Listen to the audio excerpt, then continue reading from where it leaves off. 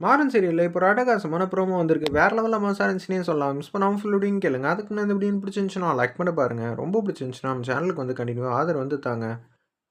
மாறன் முன்னாடியே வந்து வள்ளி மாட்டு குடுக்கணும்னு வீட்டுக்கு வந்து போறாங்க. வீரா வந்து வீட்ல இல்லன்னு முத்துலட்சுமி வந்து சொன்னோனே, அப்படியே வந்து வீட்ல வந்து உட்காந்துட்டு இருக்காங்க. வீரா வந்து வேலை பார்த்து முடிச்சுட்டு அப்படியே வந்து வீட்டுக்கு வந்துட்டு இருக்கிறப்ப, "போ வீட்ல ஒரு நல்ல விஷயம் நடக்க போகுது" அப்படின்னு சொல்றாங்க. என்ன இவன் நல்ல விஷயம் நடக்க போகுதுங்கிறான்? ஒண்ணும் புரியலையே அப்படின்னு சொல்லி யோசிக்கும்போது, வீராவ வந்து பார்த்துடுறாங்க.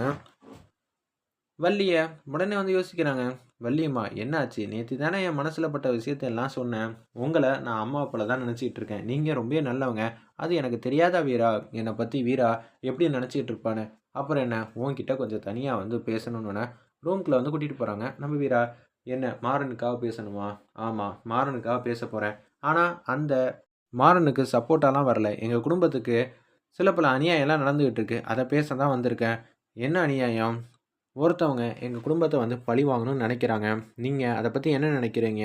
நீ தானே அத சரி செஞ்சாகணும். ராமச்சந்திரன் வந்து பெரிய ஆளு. அவங்கள பழி வாங்கணும்னு ஏகப்பட்ட பேர் இருப்பாங்க. அதெல்லாம் என்னோட பிரச்சனை இல்லையே! அப்படின்னு சொல்லும்போது, பிரச்சனை உன் குடும்பம் மூலியமா வந்துச்சுன்னா, நீ என்ன சொல்ற? என்ன சொல்றீங்க வள்ளியம்மா? எனக்கு ஒண்ணும் புரியல. நீங்க ஏதாவது புதுசா கதை கட்டுறீங்களா? மாறன் எதுவும் சொல்லிவிட்டானா? அப்படின்னு சொல்லும்போது, நான் சொல்றத முதல்ல கேளு. கண்மணி வந்து எங்க குடும்பத்தையே பழி வாங்கணும்னு தான் ராகவன் வந்து கல்யாணம் பண்ணியிருக்கா. இதுவே எனக்கு இப்ப தான் இந்த உண்மையெல்லாம் தெரிஞ்சுச்சு. முதல்ல உங்கள நான் மிகப்பெரிய இடத்துல வந்து வச்சிருக்கேன் வள்ளியம்மா. நீங்களே அத கெடுத்துக்காதீங்க. மாறன் சொல்லி தானே இது எல்லாம் பண்ணிட்டு இருக்கீங்க அப்படின்னு சொல்றாங்க. நேத்து நைட்டு மாறன் என்ன தெரியுமா பண்ணான்னு சொல்லி, அந்த நைட்டு ஆட்டோ ஓட்டுன விஷயத்த பத்தி எல்லாத்தையும் சொல்லிட்டு இருக்காங்க. நீ வந்து சொன்னா நம்ப மாட்டேன்னு தெரியும்னோனே, ஒரு வாய்ஸ் வந்து கேட்குது. அந்த குடும்பத்தையே பழி வாங்க போறேன் அப்படின்னு சொன்னோனே, வீரா வந்து 10 அடி தூரம் போயிட்டாங்க. அதுக்கப்புறம் திரும்பி நிக்கிறாங்க அந்த இடத்துல. நம்ம வீரா கண்மணி பேசுறது எல்லாத்தையும் கேட்டுறாங்க. ராஜேஷோட அம்மாவும், கண்மணியும் இதுக்கு தான் வந்து அந்த வீட்டுக்கு போயிருக்காங்கிறது தெள்ள தெளிவா வந்து தெரிஞ்சுக்கிட்டாங்க அந்த இடத்துல. "பாத்தியா, நீ நம்ப மாட்ட. எப்போதும் போல மாறன் மேல பழி போட்டுருவ. இப்ப பாத்தியா, நானும் வந்து பொய் சொல்றேன்னு தான் நெனைக்கிறேன். மாறனும் சரி, நானும் சரி, ஒரு விஷயத்த வந்து ஆதரிக்கலாம். ஆனா, அது உங்க கண் பார்வையில தப்பா தெரியுது. ஆனா, ஃபியூச்சர்ல போம்போது, நாங்க செஞ்சதெல்லாம் கரெக்ட்டுன்னு உனக்கு தெரிய வரும். இப்ப நான் அத பத்தி பேச வரல. நீ தான் முடிவெடுக்கணும். எங்க குடும்பத்த காப்பாத்த வேண்டியது மிகப்பெரிய பொறுப்பு உன்கிட்ட இருக்கு. ஏன்னா, நீ தான் எங்க வீட்டு மருமகன்னு நெனச்சு நாம பேசலாம். ஆனா, உங்க அக்காக்காரி என்ன சதி திட்டம்லாம் போட்டுட்டு இருக்கான்னு உனக்கே தெரியுதா என்ன? நீ இப்ப என்ன பண்ண போற? இப்ப என்ன பண்ணலாங்கிற மாரி யோசிச்சுட்டு இருக்காங்க. கண்மணி வாழ்க்கையும் சரி செஞ்சாகணும். கண்மணி பண்ற சதி திட்டத்த எல்லாத்தையும் முறியடிச்சு, ராமச்சந்திரன் ஃபேமிலிய வந்து காப்பாத்தணும். அதுக்கு நான் மாறனோட மனைவியா அங்க போனா தான் சரி வரும். இல்லாட்டி சரி வராது. அந்த குடும்பத்தோட மருமகளா போயி கண்மணிக்கு நான் ஆப்பு வைக்கணும். அவளுக்கான வாழ்க்கை கிடைச்சது எவ்வளோ பெரிய பொக்கிஷம்னு அவளுக்கு நான் உணர வைக்கணும். அப்படி உணர வச்சுட்டேன்னா, அந்த வீட்ல நான் இருக்க வேண்டிய அவசியம் இல்ல, தேவையும் இல்ல.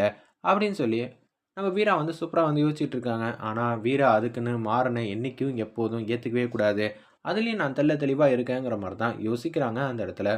நம்ம வீரா முடிவு உன் கையில குடுத்துட்டேன்ம்மா. நீ தான் நல்ல முடிவா எடுக்கணுங்கிற மாரி அந்த இடத்துல வள்ளி சொல்ட்டு அப்படியே வெளியில வந்து வராங்க.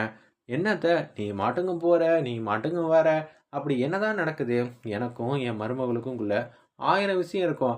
1000 விஷயம்லாம் இருக்கட்டும். ஏதாவது 1, 2 விஷயம்லாம் சொல்லேன்.